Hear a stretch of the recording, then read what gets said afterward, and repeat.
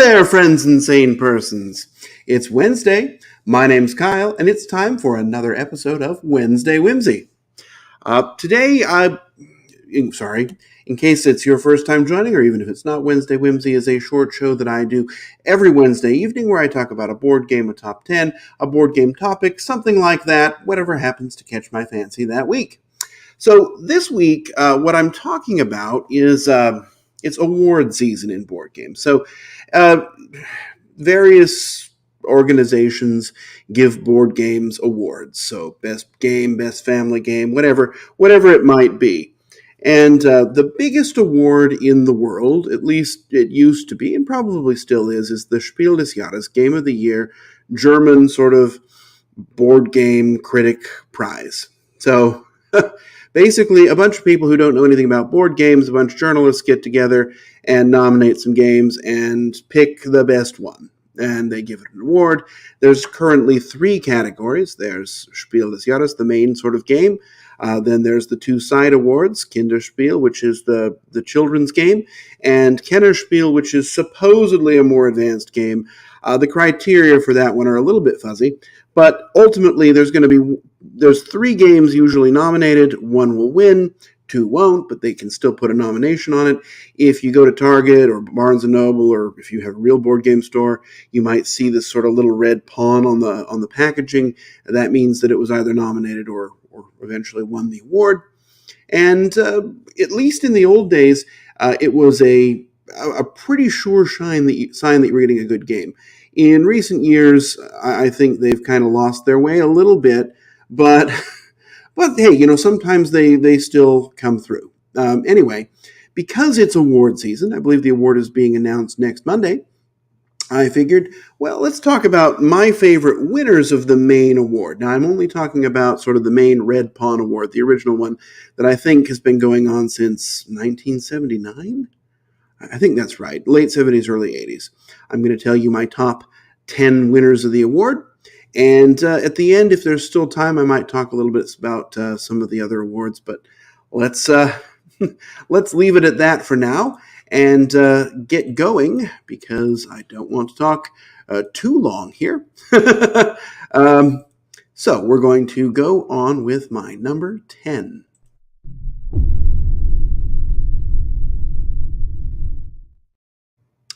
My number 10 is a game that I don't know that this was the most successful one, but it's one that I've certainly played a lot. It's one that a friend of mine really likes. The game has the very German title Adel Verpflichtet, which I think I would translate as noblesse oblige, but the official English translation of it is something silly. Let's see. It is hoity-toity. It's also called Hook and Crook, depending on the version you purchase. So this is kind of a bluffing style game. What you're going to do is you have this board, and your goal is, oh, wow, we've got 2 boards here. But it must be 2 different versions. Your goal is to make it to the end and to sort of make it into the scoring zone. Whoever gets the farthest is going to win. On your turn, you're going to play a card that's sort of your role, and there can be a thief, you can be a detective. There's another one that's eluding me. And you can sort of do things in the art gallery, or you can do things in the castle. And so you're going to play a card, and then depending on what you play, you're going to, if you go to the auction house, you're going to get to buy a piece of you're going to get some money. You're going to get something that you can use, a piece of art that's going to go into one of your collections. It's these large cards. And with those, you're trying to make sort of sets, and you want to have the older ones if possible. If you go into the castle, if you are the thief, you're going to steal cards from somebody. If you're going in to display your art, you're going to make a set, and depending upon the value of the set, you're going to move along this track here. And there's a different number of spaces based upon where you are, whether you're in first place or second place. So it might sound a little complicated, but it really isn't. It's kind of almost a rock, paper, scissors, but with 2 sort of playing fields. It's a very interesting game. I don't know that it's easy to find or very popular, but it's worth checking out if you have a group of Probably 4 or I think 5. I think it plays with 5 is going to be the best numbers. At 2, it's not really very good. Anyway, that is it was the winner. I should probably look up when these things won, but it was the Spiel des Jahres winner many years ago, and I think it still holds its. I think it still holds up pretty well. Anyway, that is my number 10, Adel Verpflichtet. Ugh, what a fun word to say. Let's go on to number 9.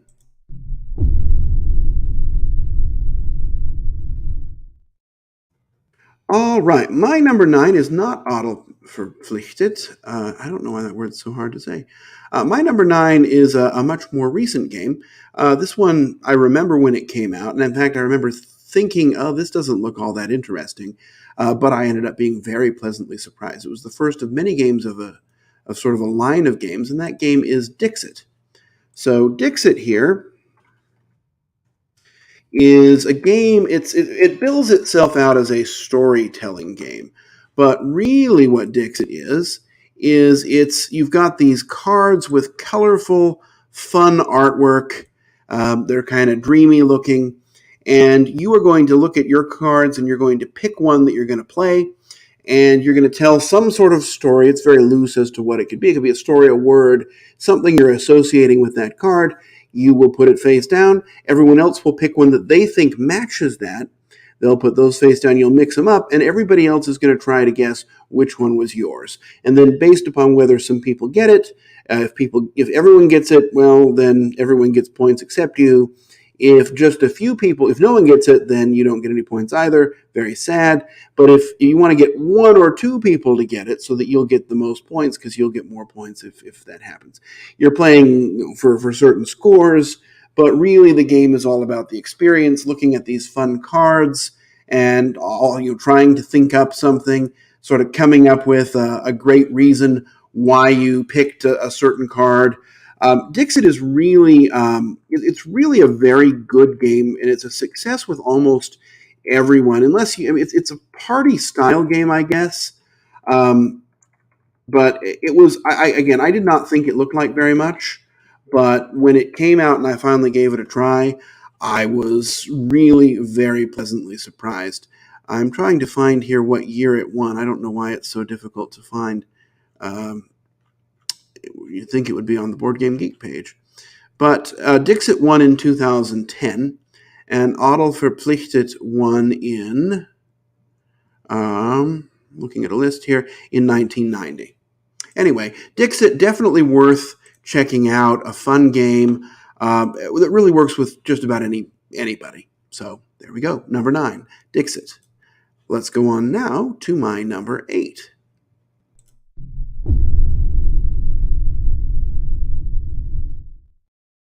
All right, my number 8 was the Spiel des Jahres winner in 2016.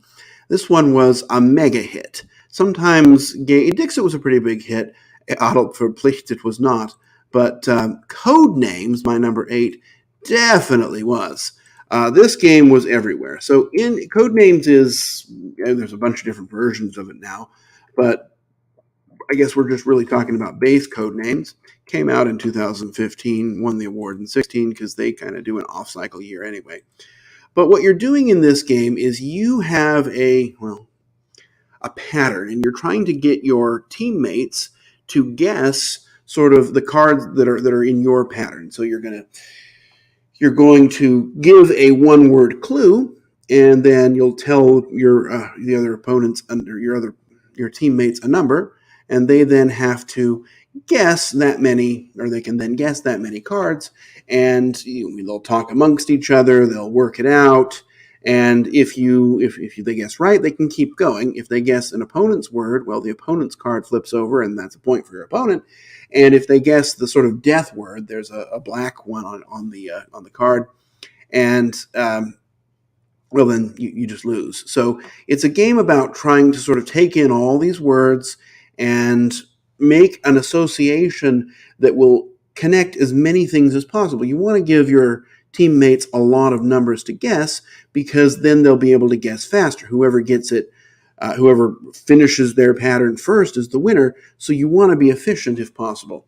There's a bunch of other versions. There's a version with pictures. There's a version with that's a two-player one. There's also themed versions: Harry Potter, The Simpsons, Disney. Lots of different things you can try. But it's a good game that was really very successful. One of the more successful winners of this award. And my number 8, Codenames. Time now for number 7.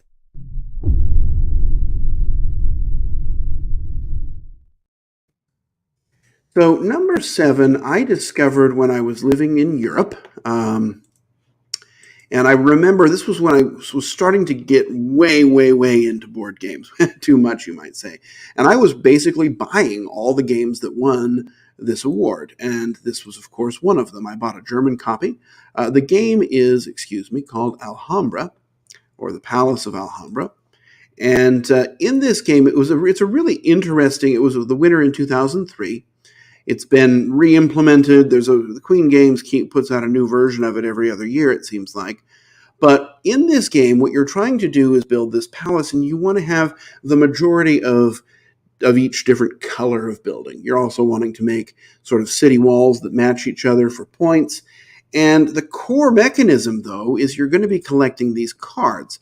These cards are your money, and when you buy something, for example, this garden costs 10, and you have to pay in one currency. So I could not pay for it with any of these cards.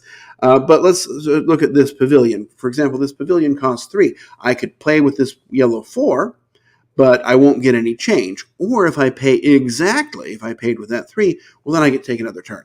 Thematically, of course, that's an odd decision, but it's an interesting balance because if you're able to set up a couple of turns where you're able to buy things by paying exact, well, you're just going to be ahead. And so you're encouraged to do that. There's also something like 82 expansion modules. I have not played with all of them. Some of them are really very good. Some of them are pretty crappy. But even just the base game, sort of core Alhambra, is a really solid game. One that holds up really well even after all these years, and definitely a great recipient of that award. So there you go, my number 7, Alhambra. Time now for number 6.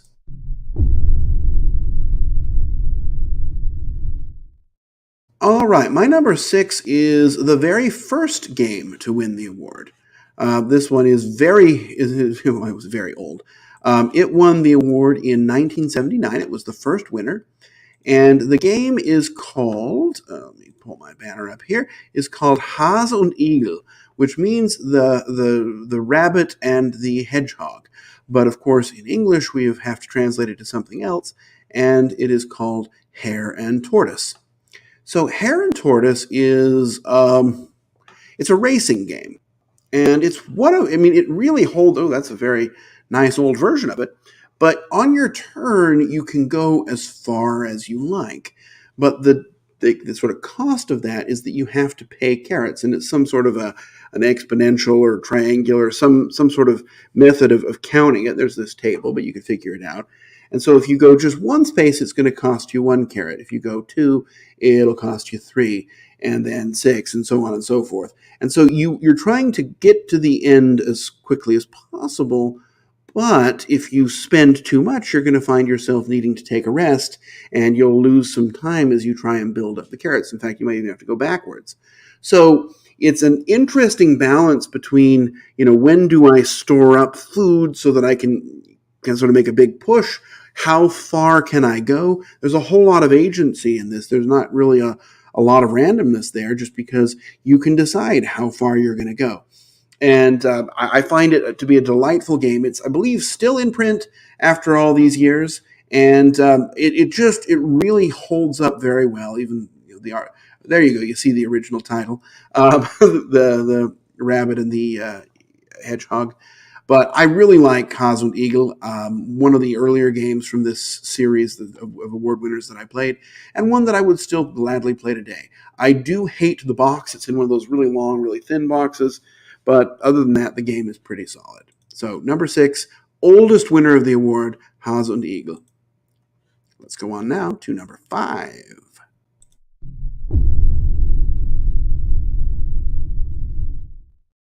Number 5 won the award in 2006. Well, as you can see from my cheat sheet there.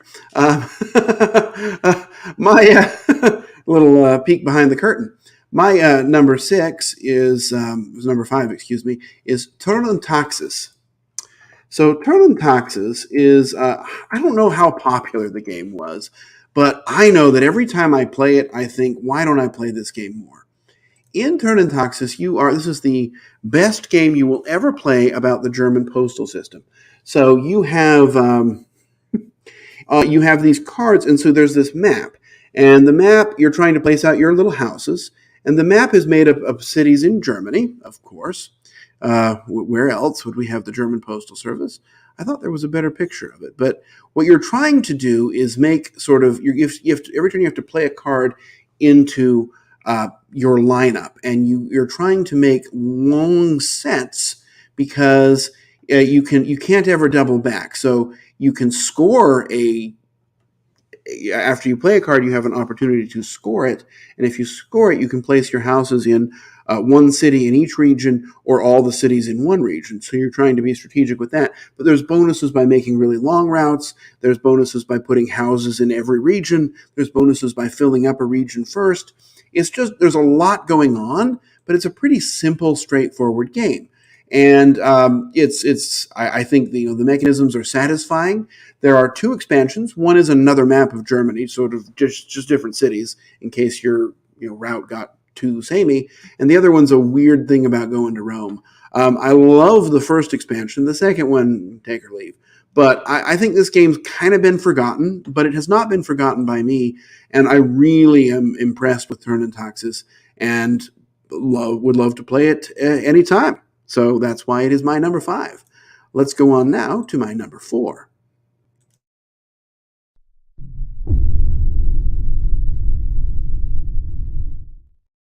My number 4 was kind of a surprise winner. It's another one that I don't know that it would have been my choice. I can't remember what else was up against it that year. I could check. This was 2014.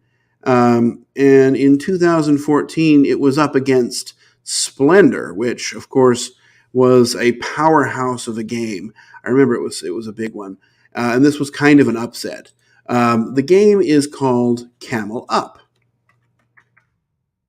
So Camel Up is a racing style game, except it's not really. It's more of a gambling game. So let's put on my banner, Camel Up. So this is the original edition. There's a nicer, newer edition that's nicer in a lot of ways.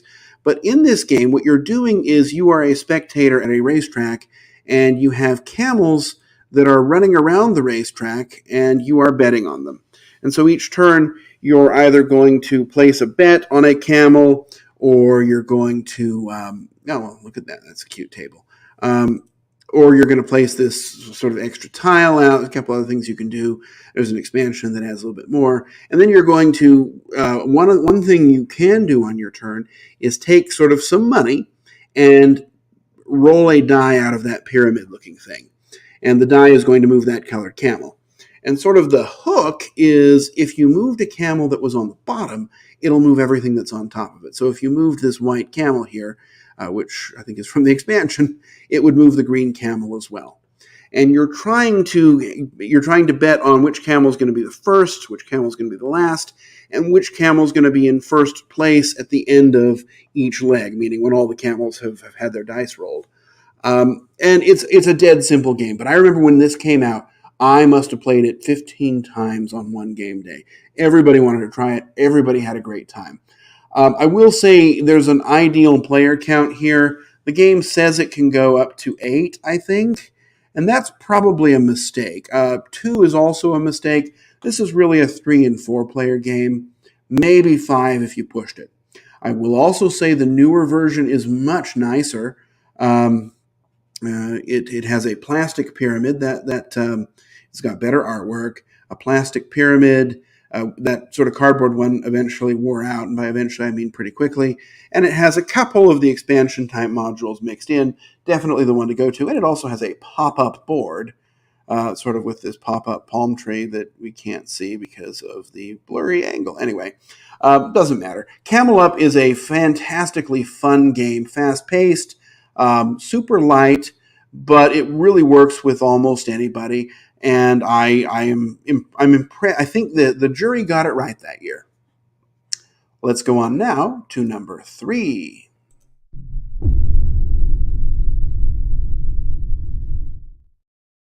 All right, number 3. I don't even need to look up when it won because I remember this. I remember I was in Austria at the time, and I saw it, and I thought, "What is this game?"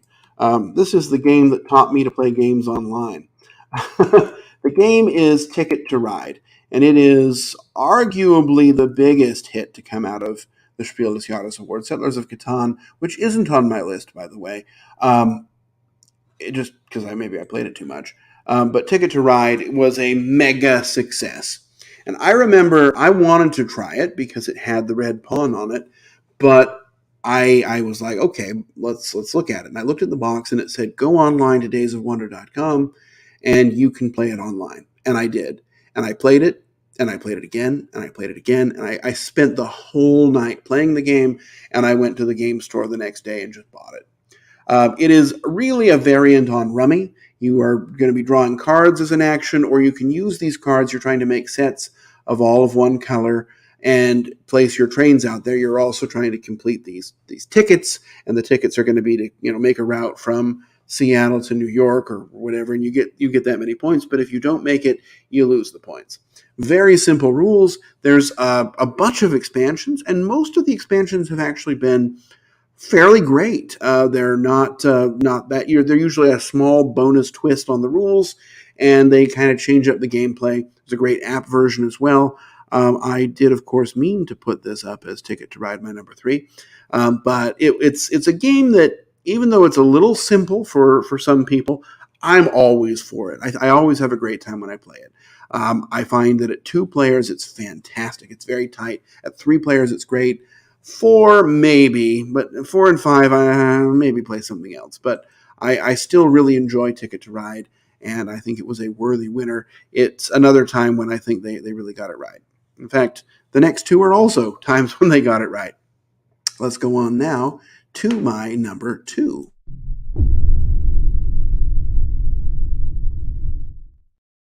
My number 2 is another one of the sort of awards mega hits. And I talk about the mega hits like these because they're the ones I like. I mean, nobody has played Pictures, which I think won the next year, actually.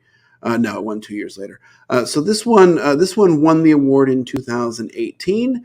I remember Plan B Games put it out, and they said, you're going to like this. They really just sent that to people on their distribution list. They said, trust us, you'll like this. And I bought it, and I played it, and I did like it very much. The game is called Azul. Azul is, of course, about, as some have said online, tiling the king's bathroom or something. There's not really a whole lot of theme here, but the rules are just so simple and clever, and everything works together well. You've got this sort of pool. It looks like somebody's made really nice little things there.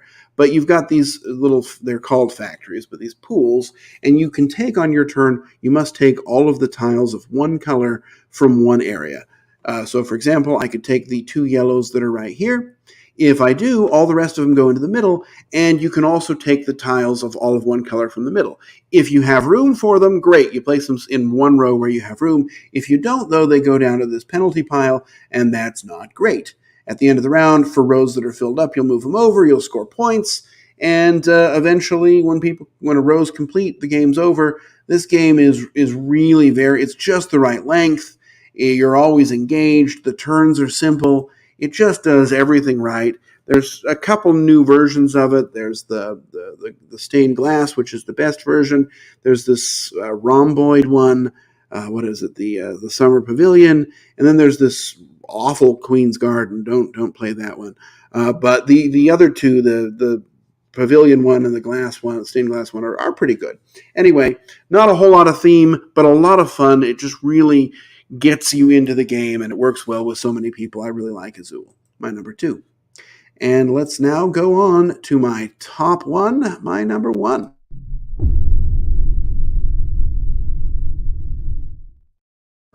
Number 1 is the most recent winner of this award, at least until next Monday, And that is another one where you kind of looked at them and you thought, there's no way of all the nominees this year that this one doesn't win.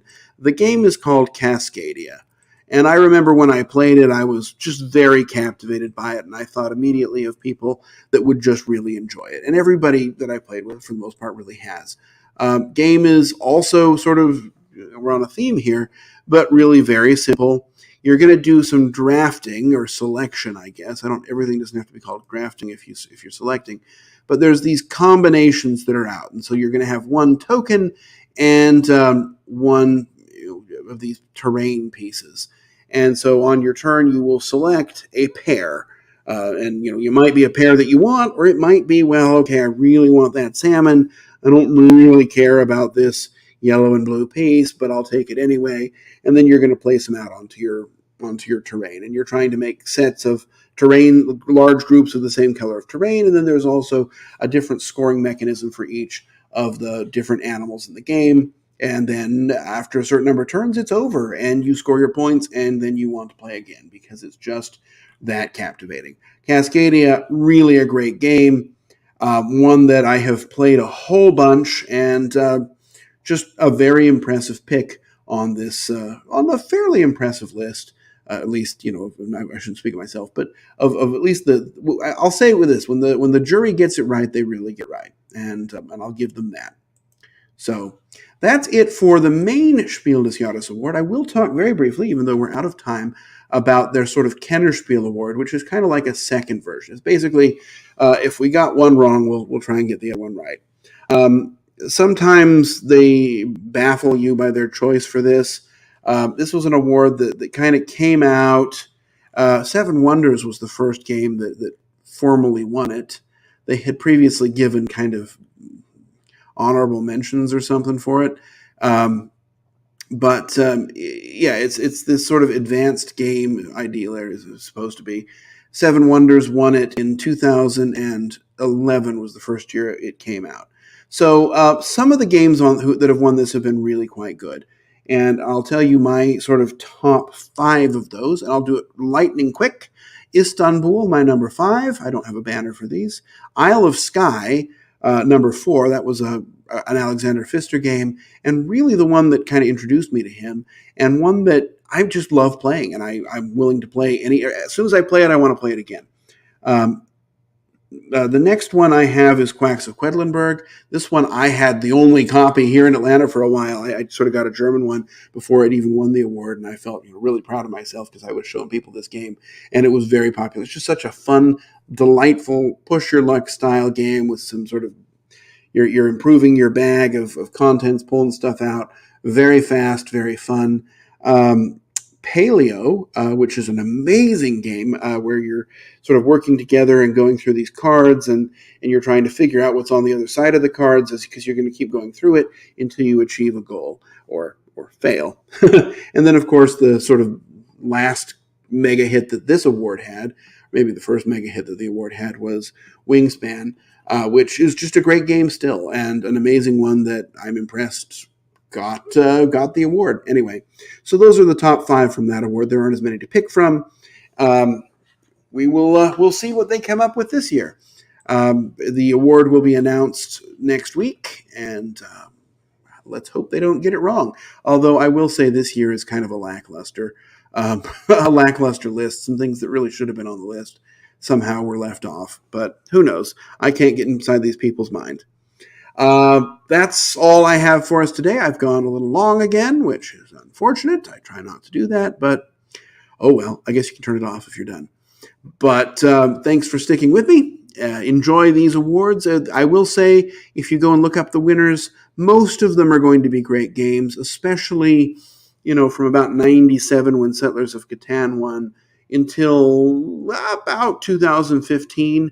You're going to have a good, solid list of games. There were very few duds other than Villa Paletti. And you might find a great game in there. And there have been some other good picks since then as well. So on the whole, they do better than they maybe would on average. And I think most of the games that have won the award have either deserved it or been pretty good and proven themselves worthwhile after the fact. And with that, I'm going to end. I'm going to wish you safe travels and courage when you need it. And I hopefully will see you back next week for another episode of Wednesday Whimsy. Bye-bye.